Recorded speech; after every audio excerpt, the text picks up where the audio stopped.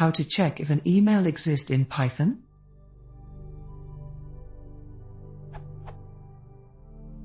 I use Python 3 and I want to check if an email address exists before I send an email. I've tried pips validate_email package and it doesn't work at all. It returns true for every string that includes @ in the middle without symbols.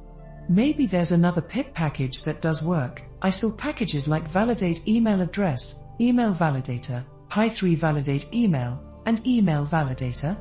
Or some code to check that with SMTP?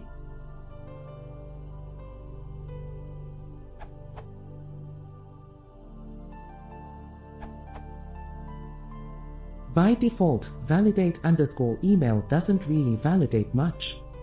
You have to enable DNS validation and SMTP validation.